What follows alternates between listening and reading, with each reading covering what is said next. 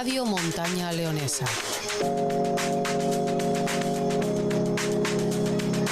La radio de la montaña leonesa.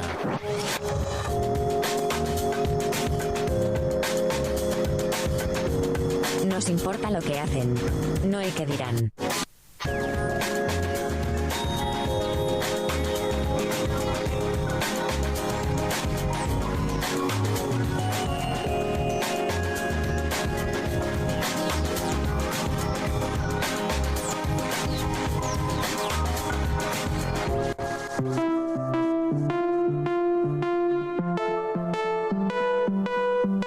En Boñar, hacemos las cosas amablemente. Un invitado con el que descubrir la vida desde puntos de vista inesperados. Conducido y presentado por Amable Pascual, en Radio Montaña Leonesa. Amablemente, píldoras de radio para descubrir personas maravillosas. Pues una vez de nuevo, aquí estamos en Amablemente con un nuevo programa y en este caso con una invitada, que qué ganas tengo de que vengan mujeres, que las mujeres sois las que movéis el mundo, o la que los tenéis que mover y la que los habéis movido. Vamos, no me meto más con ese tema, pero que yo encantado de que haya mujeres. En este caso, y todas las entrevistas son de muy buen rollo, pero bueno, hoy tenemos precisamente a una experta en una época de no muy buen rollo, no permitirme la broma. Y encima da la casualidad que sus padres son los que han retratado la memoria de nuestros momentos más felices, y a ella pues le toca contarnos la memoria de unos momentos pues muy, muy desgraciados de hace años. Pues sin más, estamos hoy con Ana Cristina Rodríguez Guerra. Muy buenas. Hola, muy buenas. Ana Cristina, que tú eres de aquí de la montaña, pero para que el que no lo sepa, ¿de quién eres? Pues yo soy la hija de Miguel y Camino, que durante mucho tiempo fueron de Foto París, pero bueno, ahora se han tenido que reconvertir. Pues Miguel y Camino, en mi caso y en el caso de mucha gente, pues nos han acompañado en los momentos más felices de nuestra vida, porque concretamente a mí me han hecho mi boda, el bautismo de mis hijos, las comuniones, y la verdad son gente muy buena. Porque yo con tus padres, con mucho cariño, las fotos, ya te digo que nos han acompañado en los momentos más felices. Estudiaste aquí, estuviste aquí, no sé si hasta el instituto o cómo... Sí, yo estuve aquí hasta los 16 años. A los 16 años yo quería hacer el bachiller de humanidades, porque no tenía muy claro que quería estudiar en la universidad, pero sí que sabía que lo mío eran las humanidades, y entonces me fui a León, al Instituto Legio Séptima. Pero sí, yo me he formado en el IES Pablo X, y además estoy muy orgullosa. Y a ti te preguntan de dónde eres y qué dices, porque bueno, ahí... Yo soy de Boñar. Eres de Boñar. Claro, clarísimo. La patria chica siempre va en el corazón, efectivamente. De donde pase uno. Y te fuiste a León a estudiar y te fuiste a hacer historia. Sí. Y sigues muy vinculada a lo que son tus estudios, y te has hecho una especialista, una erudita en una época muy concreta de nuestra historia, ¿verdad? Bueno, todavía no he defendido el doctorado, entonces todavía, especialista queda un poco grande, pero sí, estudié el grado, estudié el máster, y bueno, me fui ligando con el profesor Javier Rodríguez González, que ahora es el actual decano, además de Filosofía y Letras, y bueno, pues ahí empezó mi carrera como investigadora. He estado ahí burjuleando un poco por tu perfil en LinkedIn. Está muy desactualizado. Bueno, pero sí que da algunos rasgos de lo que has hecho. Y uno que lo recordamos según veníamos, has estado en la oficina de turismo de Boñar. Sí, tuve muchos veranos en la oficina de turismo. Y bueno, fue una experiencia profesional, divertida hasta cierto punto, y bueno, una forma de trabajar vinculada al pueblo. Pues, bueno, tú eres una chica muy salada, seguro.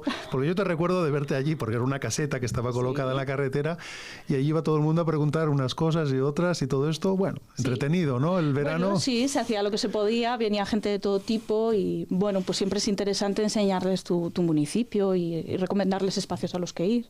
Bueno, ahora tenemos una oficina un poco más grande. Me da envidia casi. Pero está todo el año, ahora está todo el año. Oye, y lo que te decía, revisando yo ahí un poco en el tema de LinkedIn, ponía otro punto que ahora lo ha recordado, que eres, aparecías como becaria, pero bueno, que es tu director de tesis, Javier Rodríguez González. Y bueno, me hizo mucha gracia, quiero decir, que estuviste haciendo un estudio sobre la evacuación de la implicación de los aliados en la evacuación de población civil y militar de España hacia Europa.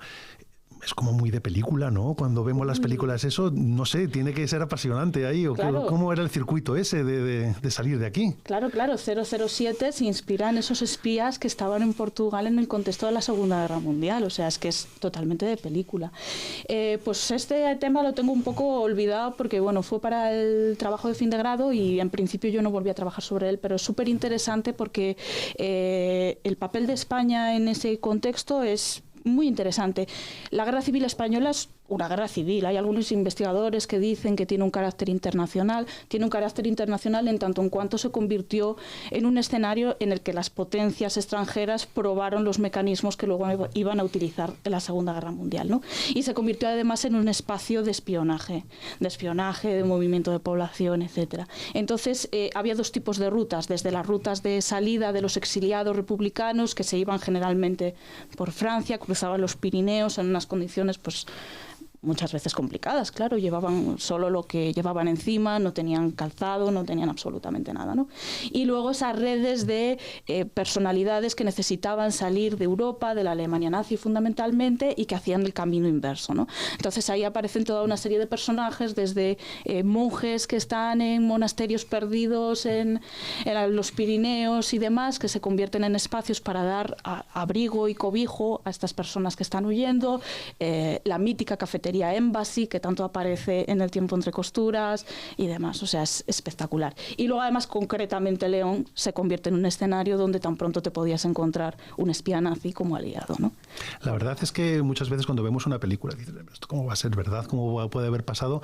Seguramente que la realidad muchas veces supera la ficción de lejos, ¿no? Javier Rodríguez González ha trabajado mucho sobre la figura de Lorenzo San Miguel. Lorenzo San Miguel es un tipo que hizo las Américas con su familia y regresa a España y entra como militar en el cuartel de Astorga. En el año 36, en julio, a principios del 36, le detienen por repartir propaganda subversiva contra los militares fascistas. ¿Qué pasa? Se produce la sublevación militar y entonces aprovecha y desaparece. Y pasa el resto de la guerra en Gibraltar sin mover ni un puñetero dedo. Y llega al 39 con ese final oficial de la Guerra Civil y entonces se dedica a crear lo que luego en el año 41 se llamará la Red San Miguel, que es un sistema de espionaje que se dedica, entre otras cosas, a fotografiar toda la costa norte para vender esa información a los aliados. Y entonces, además, esos aliados tenían contactos con el MI6 a través de Alexander Easton, el inglés, que ayudaba también a la guerrilla. Parece que hay contactos incluso con la maestra, Genara Fernández, que tuve el placer de participar en su exhumación hace algunos años y demás. Y a este señor lo asesinan en su casa una noche la policía, ¿no? Entonces, bueno, es una historia tremenda porque el tipo viajaba de ciudad en ciudad disfrazado de mujer, tenía mujeres y ligues casi en cada puerto, tuvo una hija que nunca llegó a conocer porque nació una vez que él fue asesinado. Fíjate, pero, o sea, fascinante. Desgraciadamente, y lo digo para la gente como tú que está en el mundo académico, a veces estas historias solo se conocen cuando hay una novela o cuando hay una película. No lo sé ahora mismo si hay algo que novele toda esta época de España, o porque bueno, El tiempo entre costuras sí que es una que podría ser típica de esta época. No sé si alguna más puede reflejar esto, y si no, pues habrá que animar a alguno que se ponga a ello. La figura de Lorenzo San Miguel daría para película, para serie, para novela. Es muy interesante eso que comentas, porque claro, nosotros, fíjate, y esto es una autocrítica a los historiadores, estamos a veces en nuestra atalaya, porque nosotros hacemos una producción importantísima, te quiero decir que estamos todo el día con comunicaciones en congresos, ponencias, cursos de verano, libros, artículos académicos y demás, pero todo eso no llega a la gente. Lamentablemente no llega, ¿no? Oye, perdona que te interrumpa, una tontería que me viene ahora mismo. En el caso que me estás comentando ahora de los historiadores, un historiador que vea una historia se pone en contacto con una productora de cine, o una productora de cine llama a la puerta de los historiadores y dice, oye, ¿qué tenéis por aquí interesante que podamos hacer un guión? Yo no sé si eso existe o no existe, ¿eh? Yo no te sé decir, porque a mí lo que me ha pasado es que gente que igual tiene una idea para hacer, por ejemplo, un documental, buscan gente que les asesore en un momento dado y van tocando puertas hasta que encuentran a las personas adecuadas. Yo no sé si los historiadores podríamos promover, porque entre otras cosas no nos dedicamos a ello, series. Bueno, no lo sé, es una cosa que me ha venido a la cabeza y digo, oye, con las historias que tiene que haber por ahí, a veces andan buscando guionistas y ya está la historia escrita. Por ejemplo, en mi caso, Francisco Panera, que es un escritor, bueno, él es de La Mata, pero vive en el País Vasco, hizo una novela, Dolor, sobre represión, y fue él el que me buscó a mí para que le prestase asesoramiento. Bueno. Pero el caso contrario, yo no sé si... Pues si señores de las productoras que estamos buscando historias de otros países y de otros sitios, tenemos aquí un filón enorme para enterarnos de lo que pasó. Hemos tardado una temporadina en encontrarnos porque tienes una agenda, hija, que entre charlas, tesis y todo esto estás ocupada. Es que ha sido un momento muy loco porque, claro, empezamos el curso académico en el mes de septiembre, entonces hay que poner otra vez la maquinaria, hay que entregar informes del año del doctorado y todas estas cosas tan tediosas, y luego además es que la semana pasada me llamaste y me iba justo de viaje a Salamanca urgente. Bueno, pero yo te veo que estás muy implicada en las charlas, en las jornadas que suele haber en Cistierna. Además eres voluntaria, o no sé cuál es tu vinculación con la Asociación por la Recuperación de la Memoria Histórica. Sí, estás en muchísimos actos. Sí. Quiero decir que no, además de tu trabajo, haces muchísimas cosas por fuera, ¿verdad? Sí. Y bueno, dices que estás con el tema de la tesis. La tesis lleva muchos meses o años y todo esto, y se va acercando el final del camino. ¿Cómo es eso? Sí, lleva 5 años ya. ¿Y sobre qué es? Sobre represión económica del régimen franquista, entre el año 36 y, bueno, el límite final veremos, probablemente sea el año 66. Te vi que en Cistierna hablaste de eso. Sí. El año pasado. Y este también. También. Oye, están muy bien esos cursos. ¿Por qué no se hacen en más sitios? Está muy bien y hay muchos ayuntamientos que están muy por la labor por organizar cursos de verano, más que nada porque el día que fue la inauguración del curso de verano de Cistierna, el rectorado se reunió con el alcalde de Cistierna para hacer otro curso de otra temática, ¿no? Esto cualquier ayuntamiento puede ponerse en contacto con la Universidad de León y decir, pues queremos un curso de lo que les interesa. En el caso de Cistierna fue algo además fortuito, te quiero decir que fue algo así, se pusieron en contacto con la universidad y dijeron, necesitamos un curso de verano.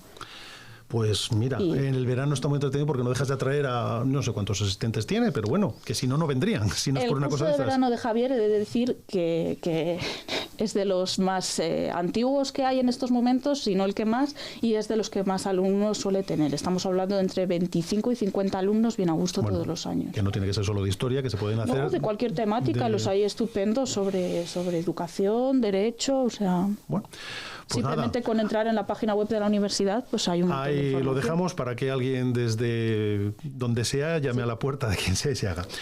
Oye, la universidad, perdona, además es que está encantada de hacer estas cosas, porque no solo estamos circunscritos al campus, sino que tenemos una obligación de acercarnos a la sociedad, y abrir la universidad y traerla a los pueblos, pues es una manera maravillosa. Bueno, pues en verano, que aquí se está estupendamente, pues una semana a ver si alguien se da por aludido. Y dices que la tesis, pues... Está a punto de caramelo, o sea, en este mes ya tiene que estar escrita para corrección, y el 1 de diciembre se va a depositar, sí o sí. A ver, una doctora por aquí nueva. Oye, pues ahora te voy a pedir que hagamos una labor pedagógica de lo que es tu especialidad, porque al final yo no lo sé, abarcas un periodo que yo no lo sé si podemos hablar antes de la guerra, durante la guerra, después de la guerra. Me estabas comentando que incluso vas hasta el 67 por el tema de la incautación de bienes y todo esto. No lo sé, ¿cómo podemos resumir o hablar un poco cuál es la situación de la montaña? Bueno, no de Boñar, de lo que es la montaña aquí antes de la guerra, pues no lo sé, si había tensión, había problemas, o cuál era la situación. Yo trabajé mucho sobre el antiguo partido judicial de La Vecilla, son un total de 14 municipios, desde la zona de Cármenes, Villamanín, Pola de Gordón y toda esa zona hasta Boñar, y llegando por el límite sur a Vega Quemada. Entonces, bueno, es un espacio bastante amplio con dos realidades socioeconómicas, podríamos hablar, ¿no? Por una parte esa zona más de la montaña central, donde tiene un peso importantísimo la minería, por ejemplo la zona de Veneros aquí, Matallana Torío, La Robla, Pola, Villamanín, y luego otra parte, pues Santa Coloma del Curueño, una parte de Matallana, Boñar en gran medida, que se dedican a la agricultura y la ganadería. Tenemos una figura, además, muy característica en la provincia de León, que es la de los labradores, que son pequeños propietarios, pero bueno, que su situación económica no es muy diferente a la de los jornaleros o la de los mineros, porque sí tienen una pequeña propiedad, pero bueno, es una propiedad que les permite desarrollar una economía de subsistencia. Con lo cual eso favorece que tengamos una población afiliada a los sindicatos. No tanto que a veces, y esto es una cosa sobre la que yo he reflexionado mucho, tenemos la idea romantizada quizás de esa guerra civil donde matan al típico comunista muy comprometido con la República que muere con el puño en alto, ¿no? Y los hay, por supuesto que los hay grandes revolucionarios en la montaña leonesa, pero también tenemos que pensar en personas de a pie que tienen su día a día, sí, al final. Que tienen su única forma de subsistir es su trabajo, que sus criaturas puedan acceder a una educación básica es a través de la Casa del Pueblo, etcétera. Entonces, bueno, pues se afilian a los sindicatos como una forma de defender sus derechos como clase trabajadora, ¿no? Entonces, bueno, en ese sentido, claro, en cuanto nos vamos a la zona de Pola de Gordón, la zona de Orzonaga también es bastante conflictiva, vemos cómo hay una mayor implantación de los sindicatos y, por lo tanto, hay un mayor movimiento obrero que protagonizan huelgas, que protagonizan todo tipo de actos políticos, como tertulias políticas, mítines, etcétera. Aquí hubo una revuelta en Veneros, ¿no? En el año 34, que luego, bueno, si te parece, más tarde hablamos de José Fernández Rodríguez, sí, porque participó como mediador y todo esto, pero quiero decir que no era ajena a Boñar, quiero decir, la zona nuestra más cercana de la montaña, de estas revueltas o de estos movimientos, ¿no? Claro, la revolución del 34 se produce en un momento en el que entran 3 ministros de la CED al gobierno de España. Existe un miedo real de que esa república, que ha sido un soplo de aire fresco para los trabajadores, pues se vaya al traste, y además hay un descontento por parte fundamentalmente del Partido Socialista y de la UGT, que temen que pueda evolucionar a una situación dictatorial, ¿no? Entonces deciden, bajo la premisa antes Viena que Berlín, es decir, antes de que triunfen los nazis, hacemos la revolución social, y entonces acabamos con esta república burguesa que nos están defendiendo nuestros derechos. Y aquí se organizan, fíjate, en León hay 2 circunstancias, ¿no? Por un lado, la zona del Bierzo, que ya se revolvió en el año 33, dirigidos por Buenaventura Durruti, y que se les quitan un poco las ganas de participar en el 34. León, que la huelga estaba prevista, porque es una huelga de carácter revolucionario, ¿no? Lo que había programado. Estaba prevista para el 5 de octubre, y el 5 de octubre es San Froilán. Entonces dijeron, bueno, primero vamos a ir a peregrinar, a ver al santo, te lo prometo. Y luego ya si eso vamos, y ya que estamos allí, tomamos el aeródromo de la Virgen del Camino, ¿no? Bueno, un tema un poco turbulento porque no se sabe muy bien qué pasa por ahí. Y luego la montaña leonesa, donde se organizan los mineros. En Veneros se organizaron 250 mineros, ojo, no es moco de pavo, ¿no? Entonces lo que hace la Guardia Civil es concentrarse en ciertas zonas, por ejemplo Cistierna, Saber o Boñar, para intentar tener controlada la población, pero otras las dejan sin protección, con lo cual, por ejemplo, en La Vecilla los mineros toman la sede del partido judicial, la cárcel, liberan prisioneros, toman armas. En Pola de Gordón llegan a izar la bandera roja y están por las calles. ¿Hubo víctimas entonces? ¿Víctimas mortales? Mortales, pues mira, yo es que no he estudiado los sucesos del 34 exactamente, o sea, en profundidad, pero sí. La represión fue muy sangrienta. La represión que se empieza a practicar en el 36 se prueba en el 34. De hecho, quienes están a la cabeza de la represión de Asturias, que es donde más víctimas mortales hay, son Yagüe, el general Yagüe, y el general Franco. Sí, fíjate, claro, esto es un tema de desconocimiento. Parece que la revolución del 34 se cuenta que fue en Asturias, sí, los renglones gordos, las letras gordas, y realmente pues fue en muchas más zonas. La montaña, yo no sé si es que como la conocemos ahora, lo dejamos de conocer, parece, no sé, que somos como más prudentes, menos echados al monte, pero no lo sé si ahí era un poco más leve todo o al revés. No, ¿sabes lo que pasa? Que es que hay un olvido historiográfico de la provincia de León.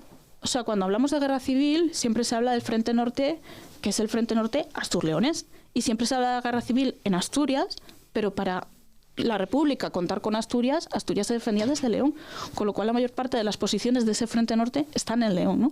Lo que pasa que, bueno, hay una tendencia a olvidar León dentro del marco de la historiografía. De hecho, es que recordaba una anécdota con una compañera mía, Beatriz García Prieto, que hace unos años fuimos a un congreso y cuando nos preguntaban sobre qué teníamos nuestras tesis doctorales, ella trabajaba sobre cuestiones de género, la mujer, los avances de las mujeres en el contexto republicano y demás, y yo sobre incautación de bienes en la provincia de León también, como que nos miraban un poco por encima del hombro, ¿no?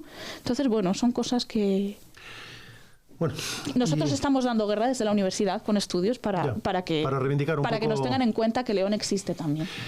Y pasamos, bueno, un poco por pasar un poco, porque en el tiempo que tenemos es leve y seguro que hay muchísimas cosas que hablar. En la zona de la montaña, pues como dices, fue convulsa desde el punto de vista, porque bueno, cualquiera que se quiera dar un paseo por ahí, pues hay muchos vestigios de trincheras, de ubicaciones donde se defendía y todo esto. Fue caliente. Sí. Por lo menos la primera parte de la guerra aquí. Luego ya, bueno, no sé si ya un poco se... Hay dos etapas, o sea, empieza la guerra civil el 17 de julio del 36, el 18 llegan los efectos de esa sublevación militar a la península, entonces es cuando ya empieza a haber los primeros enfrentamientos y la provincia de León prácticamente cae en las primeras jornadas, ¿no? Aunque hay muchos intentos por organizarse por parte de los trabajadores que forman columnas, es muy famosa la columna precisamente de Boñar, los trabajadores de Villarejo del Órbigo, los mineros de Ponferrada que intentan frenar el avance de las tropas sublevadas.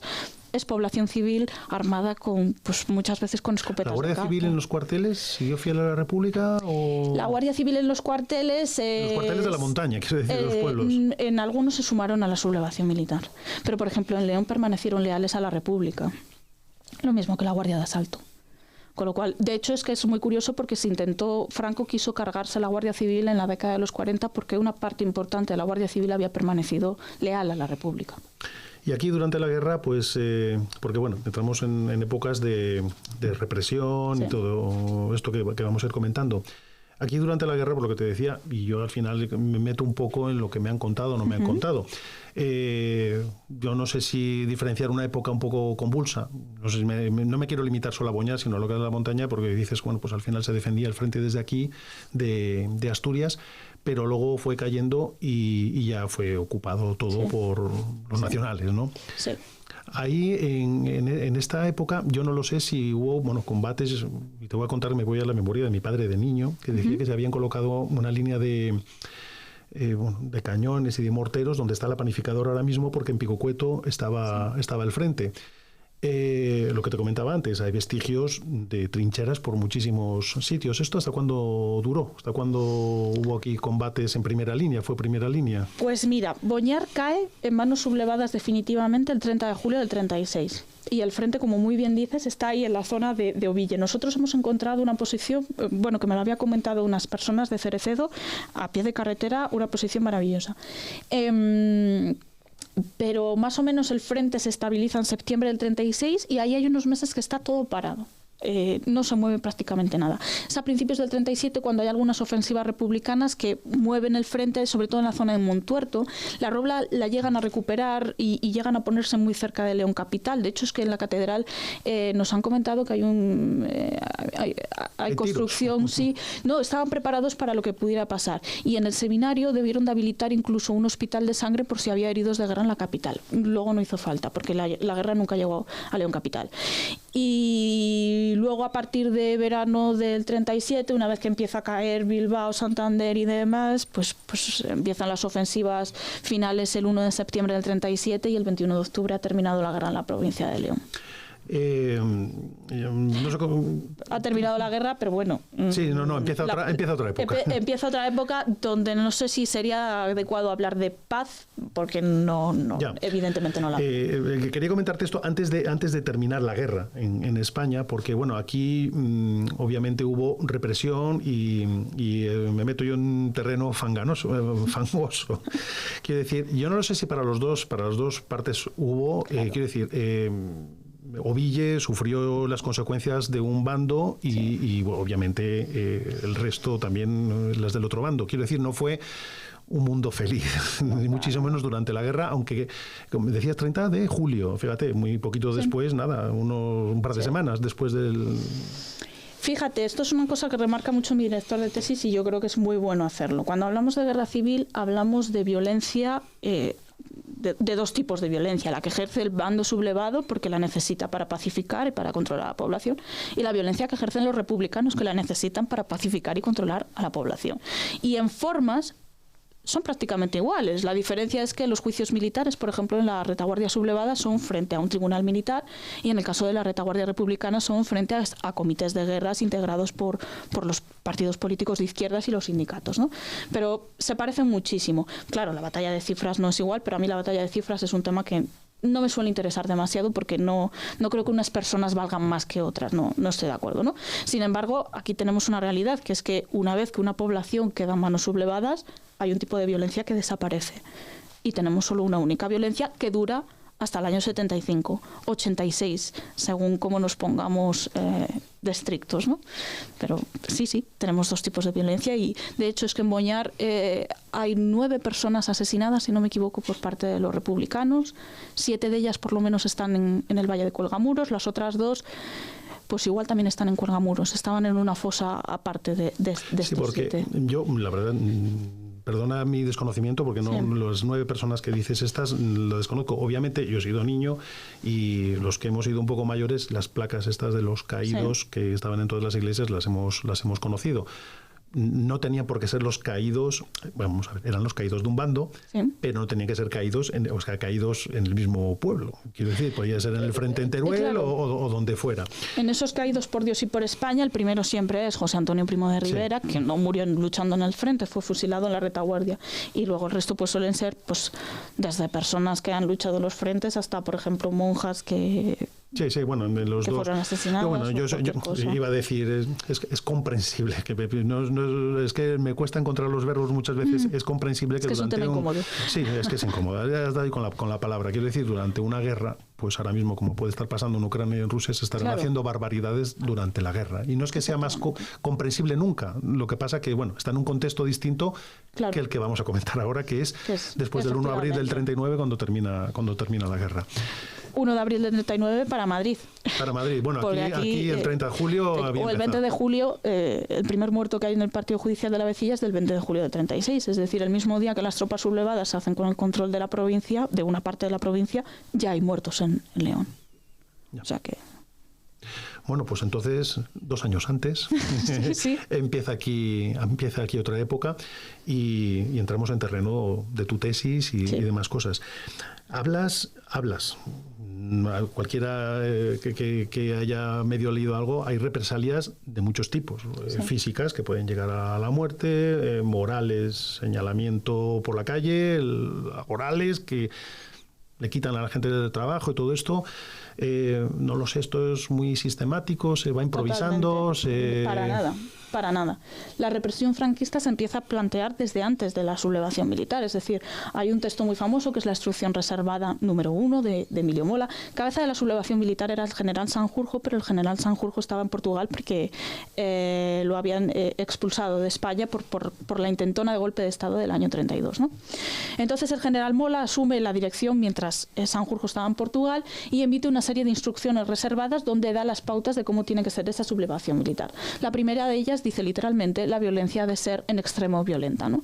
El enemigo al que se enfrentaban, que era esa república de trabajadores, de izquierdas, de derechos, de democracia, de igualdad, era peligrosa, y tenían que aplicar un sistema represivo que permitiera eliminar literalmente a la oposición política y generar un clima de terror de tal manera que la población estuviera paralizada y no fuera capaz de ofrecer una resistencia al avance de esa sublevación ni a sus principios ideológicos. Con lo cual hablamos casi de represión desde antes del año 36, ¿no? Y una vez que empieza el 36 se promulga el primer bando de guerra, por el cual se suspenden las garantías constitucionales, se recupera el Código de Justicia Militar de 1881. Es un código de justicia militar que ya estaba en vigor durante el periodo republicano, lo que pasa que se había modificado para adaptarlo a los principios republicanos de igualdad de derechos y demás, ¿no? Y sin embargo, el 18 de julio se recupera en todo su esplendor, se impone la justicia militar. Se plantea una inversión del orden legal, es decir, aquellas personas que permanecen leales a la República pasan a ser delincuentes y aquellos que se han levantado en armas contra la República se convierten en los adalides de la legalidad, ¿no? Con lo cual crean un sistema enfocado, pues eso, a acabar físicamente con las personas a través de la represión física. Primero lo que conocemos popularmente como sacas y paseos, que es una represión, es decir, coger a una persona que está en su casa o que ya está en un centro de internamiento y hacerla desaparecer, con todo lo que eso implica, ¿no? Es decir, se suele llevar una persona, por ejemplo, de Boñar, las personas de Boñar, pues iban a parar a la zona de Casasola de Rueda, ¿no? Para que ni las personas que estaban implicadas en ese asesinato fueran conocidas, ni tampoco sus víctimas. Con lo cual, en una sociedad de raigambre católica como es la nuestra, esto no tiene nada que ver con que tú seas practicante o no seas practicante, pero nuestra base es católica. Sí. Claro, el hecho de no conocer el lugar de enterramiento, tener un lugar donde llevar flores o donde poder practicar ritos relacionados con la muerte genera un dolor. Además, en el caso de las mujeres, claro, sus maridos eran desaparecidos, no estaban muertos. Con lo cual quedaban en una situación económica complicada. Si iniciaban un proceso para poder inscribir a sus muertos en un registro civil, había una investigación que podía traerles problemas y nuevos procesos represivos, ¿Cuánto duró etcétera. Los paseos? Los paseos se circunscriben básicamente y sobre todo en la provincia de León a los primeros meses de la guerra, porque es una represión muy efectiva, porque es muy visual, claro. Si tú eres un paisano y vas a arar tus tierras y resulta que llegas y te encuentras con 3 muertos en una cuneta, eso impacta mucho y además es que está haciendo un efecto educativo contigo muy fuerte, ¿no? Pero es un sistema que no se puede sostener en el tiempo porque la población lo va a rechazar y la comunidad internacional también. Entonces, Franco lo que crea es un sistema represivo basado en la legitimación y la justificación a través de una legislación y unas instituciones represivas, ¿no? Al final acaba creando todo un entramado legal en el cual, pues si una persona termina frente a un pelotón de fusilamiento, pierde su trabajo o pierde sus bienes, es porque algo ha hecho. Pero ¿quién tomaba las decisiones? Porque, bueno, en un pueblo, al final, pasa ahora, siempre hay alguien que te puede señalar, sí, personalmente, pero al final la decisión, ¿quién la tomaba? ¿Un militar? Un delegado de Falange, un alcalde afín al régimen. Claro. ¿A quién se le puede señalar como responsable? Porque, hombre, Molano era el que... Obviamente, ¿no? Pero a nivel local, fundamentalmente, los curas colaboraron con el régimen. Hay un documento muy, muy bonito que yo nunca he conseguido consultar, que debe de estar en todas las parroquias, que son los Status Animarum, que es un libro donde el cura iba recogiendo, a partir de las confesiones, el estado de las almas, ¿no? Es decir, sí, las conductas de las personas, ya no solo en su vida pública, sino privadas y... cuestiones de todo tipo. ¿Eso? Claro. Es una documentación muy... Yo nunca he conseguido consultarla, es difícil. El secreto de confesión y todo esto. Sí, lo dejaban por escrito para, bueno, pues tener un control sobre la población. La Iglesia participó activamente de esa represión. Los delegados de Falange se implicaron terroríficamente, ¿no? Es famoso el caso de Carmen Arias, violada, torturada, descuartizada por una centuria de Falange en La Vecilla, por ejemplo, ¿no?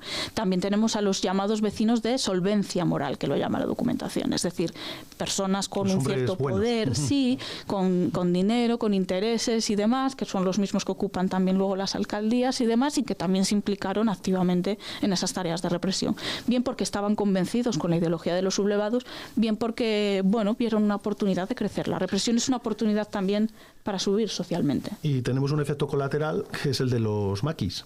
Efectivamente, claro, no se puede entender la guerrilla antifranquista sin la figura de esa represión franquista. Que, bueno, gente supongo que sabía cuál era su futuro si se quedaban a la vista y, bueno, un cierto romanticismo de pensar que se podía revertir la situación, ¿no? Por la guerra en Europa. Romanticismo y realidad, es decir, en el año 42, cuando se pone la situación fea en el contexto de la Segunda Guerra Mundial para las potencias del eje, era muy factible pensar que en España pudiera intervenir los aliados y derrocar a Franco.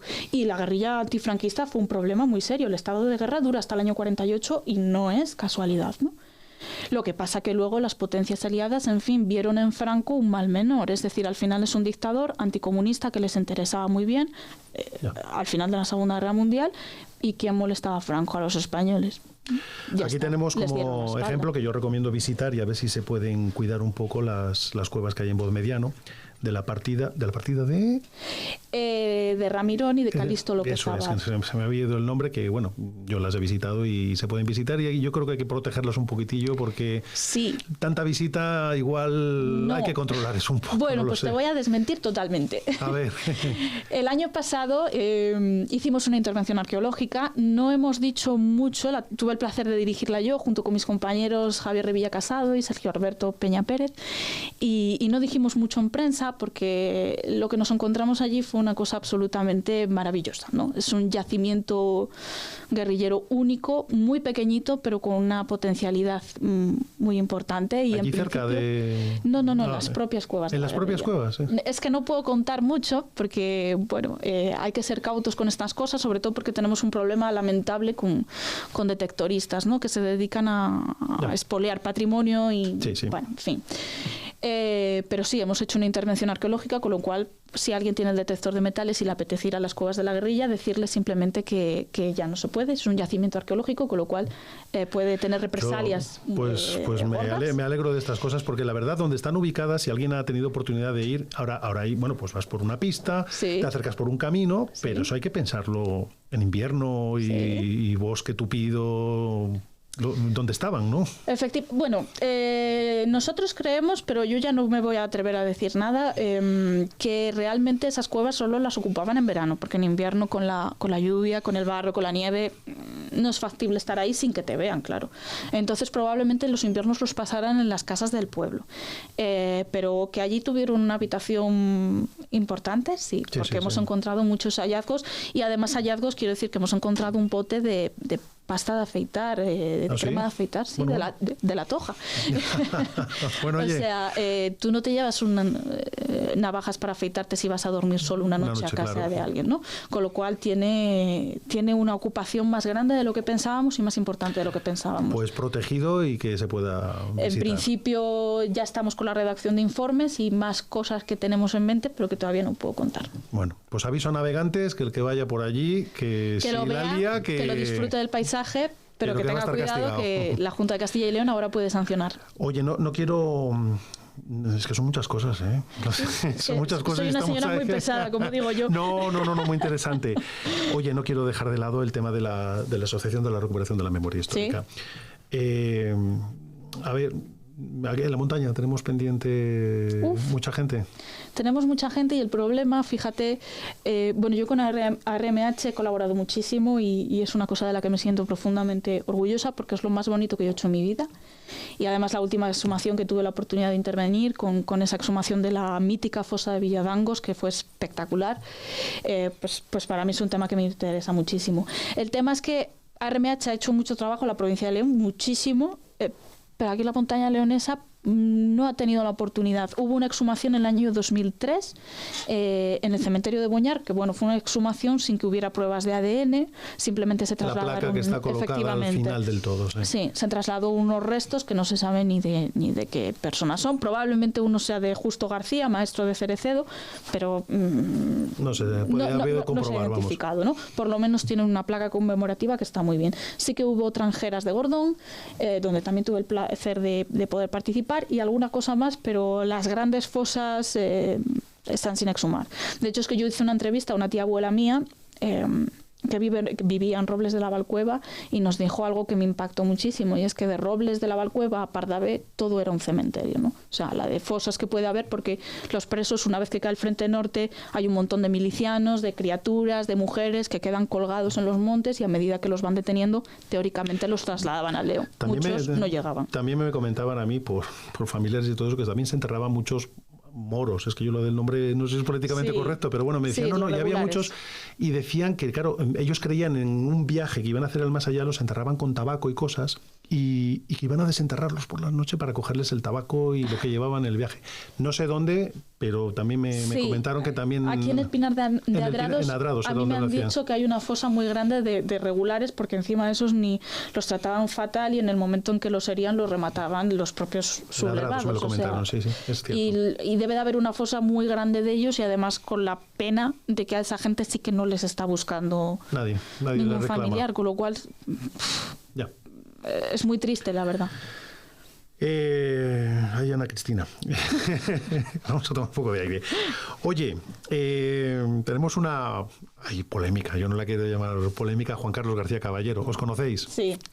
Y fue con el tema del alcalde José Fernández Rodríguez, maestro y alcalde de Boñar, que tiene una calle, porque estuvimos hablando en su momento, pues le ponían un examen, digo, y además yo creo que estás de acuerdo, que hay que poner un poco la historia de los nombres de nuestras calles y eso. Sí.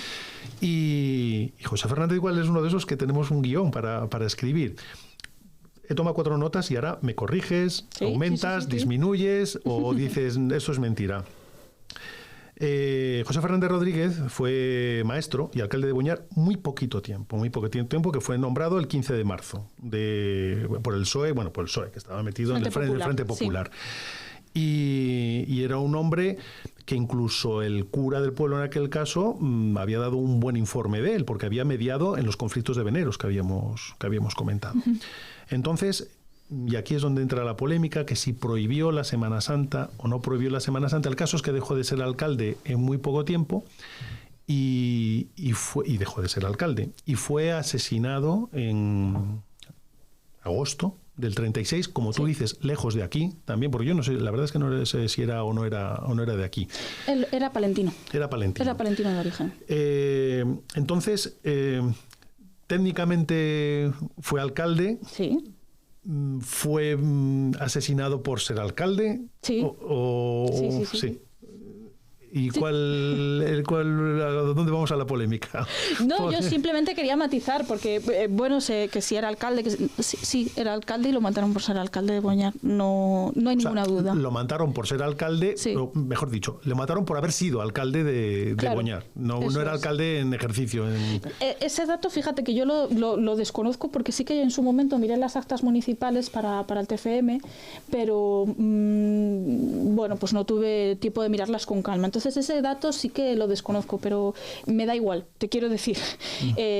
Tú coges la documentación, porque a este señor además es que le hacen de todo, es decir, primero lo asesinan, después lo inhabilitan para ser maestro de por vida y luego además le hacen un proceso de incautación de bienes, ¿no? Entonces tú coges todos esos, lógicamente solo tenemos su inscripción porque no fue sometido a ningún juicio sumarísimo previo, pero si coges sus informes, tanto el de maestro como de depuración de maestro como el proceso de incautación de bienes, en todos insisten lo mismo, porque cometió un delito terrible, que es haber formado parte de un ayuntamiento siendo nombrado por el Frente Popular. El Frente Popular era una coalición de partidos de izquierdas, de sindicatos y demás, sobre el que el bando sublevado puso el foco. Entonces, el haber sido mesa electoral, ¿vale?, ya te podía suponer ser condenado a muerte. Sí, ya no solo como interventor, simplemente haber presidido la mesa electoral. Es decir, es como si en las anteriores elecciones generales cualquiera de las personas que formaban parte de esas mesas electorales hubieran sido asesinados. Ya.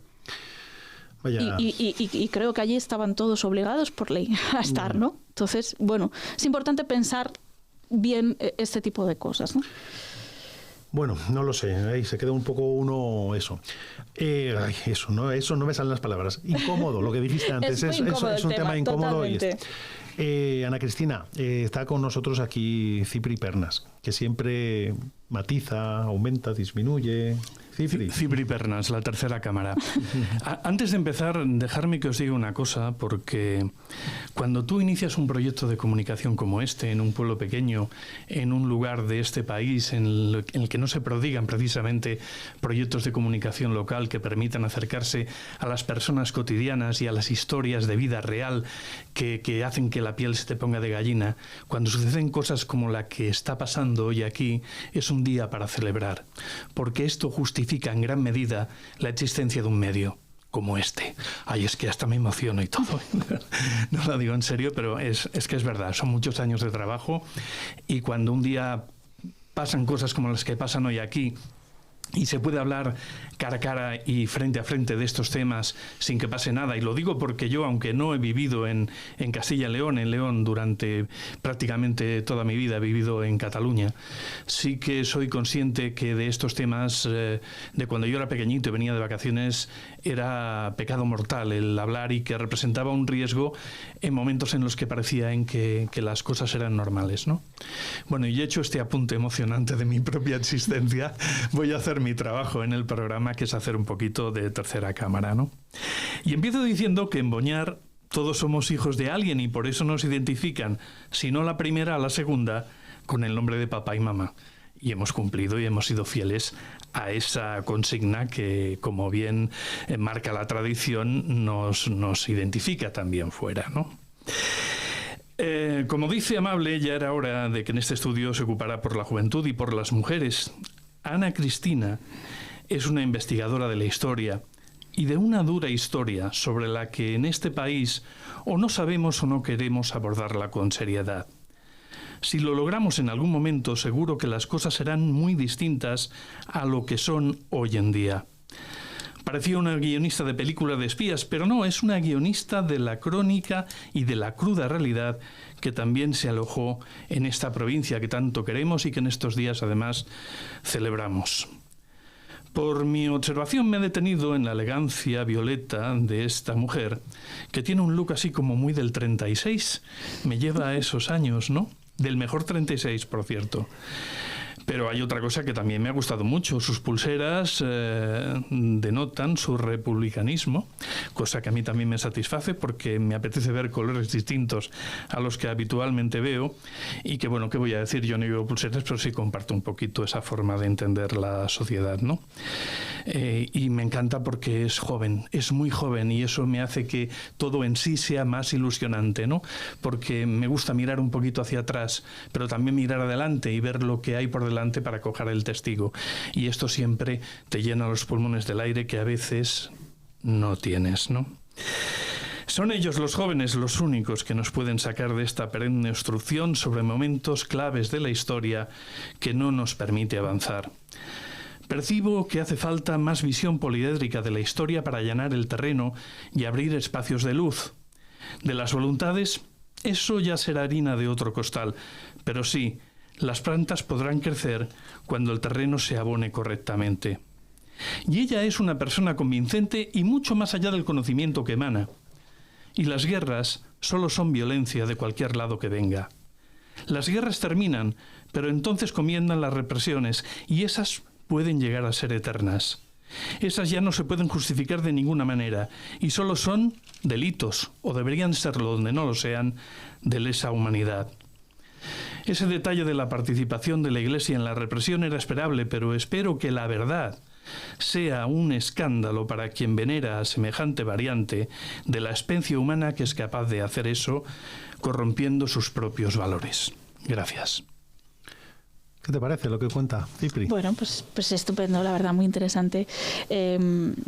Porque sí, al final esto se trata de hacer un ejercicio de memoria democrática, ¿no? Es importante tener en cuenta de dónde venimos y hacia dónde vamos, ¿no? Entonces, sobre todo en un momento en el que desde las instituciones, que deberían de ser la casa de todos los españoles y españolas, pues están haciendo comentarios totalmente fuera de lugar, guerra civilistas, que, en fin, no hacen más que enardecer las cabezas de algunas personas que no tienen muchas neuronas, la verdad. Entonces, bueno, convendría revisitar el pasado de una manera sana, crítica, ¿no? Porque al final no se trata de, muchas veces se nos acusa, y en redes sociales se puede ver, de subvencionados, progres. No, somos investigadores, pasamos muchas horas en los archivos, yo puedo empeñarme en darle la vuelta a la tortilla, pero la realidad es la que es. Aquí hubo una guerra civil que apenas duró unos meses y que deja detrás de sí una represión sangrienta, ¿no? Entonces, bueno, yo cada vez que alguien me dice, pero es que no estudias, ¿cuánto mataron los comunistas? Las universidades son públicas, los archivos son públicos, la mayor parte de ellos, el personal que trabaja en esos archivos es de una profesionalidad increíble y como científica que soy, porque yo también soy científica dedicada a la historia, pero científica al fin y al cabo, yo estoy encantada de que todo el mundo pueda acceder a esos archivos y que haga las investigaciones que considere oportunas. Y además es que si yo me equivoco en mis planteamientos y alguien viene y me corrige, pues estupendo, porque así podré crecer como investigador y como persona. O sea, que esto debería de ser lo que todo el mundo... Me dejo una pregunta, porque ahora me he acordado de un detalle importante que para mí me la he planteado muchas veces, porque a mí me gusta mucho la historia, esta etapa de la historia en particular, y bueno, y sobre todo lo que ocurrió en la Segunda Guerra Mundial, que para mí fue la cara B de la Primera Guerra Mundial, ¿no? Y Y los alemanes, he estado en varias ocasiones en Alemania, en Berlín en particular, y me parece un ejemplo, en su mayoría, a la hora de cómo han cerrado la herida de semejantes guerras. Si no lo han hecho completamente, yo creo que algo han hecho en ese sentido, y que nosotros a lo mejor podríamos tener que aprender algo de ellos para poder reconstruir un poco la sociedad en la que vivimos tan sectaria y tan clasificada en blancos, rojos, azules y otras hierbas. A mí personalmente el proceso de Alemania no me gusta demasiado. Te quiero decir, se hicieron los procesos de Nuremberg, donde fue una lavada de cara, porque sí, se ejecutaron algunos grandes nazis, pero otros quedaron integrados en los servicios de inteligencia estadounidenses, ¿no? En Japón, pues, bueno, lo de Japón es absolutamente terrorífico porque nadie ha pagado en condiciones, claro. También es verdad que sufrieron 2 bombas atómicas, ¿no? Pero luego también ha habido en Alemania un proceso de censura absolutamente brutal, es decir, el grupo de música Kiss no puede poner sus S características y tiene que modificar su logo porque se parecen a las de las SS, ¿no? Y que tampoco fue un proceso tan maravilloso como se nos vende, porque en el año 69, si no me equivoco, llegó un pronazi al poder, al gobierno alemán, ¿no? E intentó revertir parte de las políticas que se habían hecho. Entonces, bueno, en España tampoco lo hemos hecho tan mal. Ha habido algunas iniciativas, sí que tenemos esa losa de la ley de amnistía y algunos problemas como que, bueno, pues en la judicatura, en el ejército, en ciertas órbitas de poder, pues bueno, todavía tenemos a los descendientes del franquismo. Pero los movimientos civiles, sobre todo a través del personal que colabora en las asociaciones memorialistas y sobre todo desde las universidades. Vengo de estar en un congreso organizado por la Cátedra de Historia y Memoria Josefina Cuesta de la USAL, de la Universidad de Salamanca. Están haciendo un trabajo fundamental de contabilizar víctimas represaliadas, lugares de memoria, en fin, proyectos desde los que también colabora la Universidad de León. Con lo cual, bueno, sí hay carencias, por supuesto, no es el proceso que se vivió en Chile, donde termina la dictadura, se depuran responsabilidades, tenemos que se ha condenado a los asesinos de Víctor Jara hace poco y que uno de ellos incluso se ha suicidado, ¿no? Bueno, no es eso, pero tampoco idealicemos el proceso alemán. Muy bien, muchas gracias. Es muy instructivo, la verdad que sí. Pues Ana Cristina, te tengo que confesar una cosa. Llevamos 20 y tantos programas y yo estaba inquieto contigo. Y por el tema de la incomodidad... Digo, cobarde. Sí, no. Ha sido...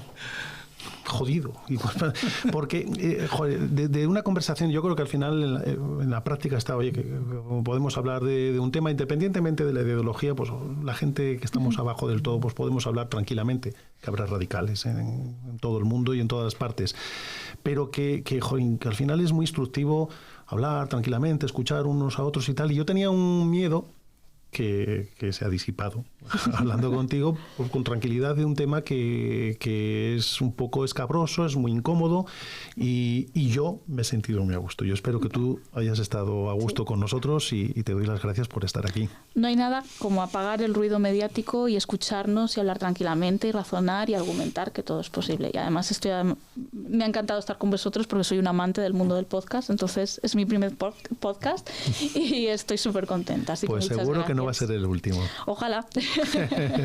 Muchas gracias, Ana Cristina. Gracias a vosotros.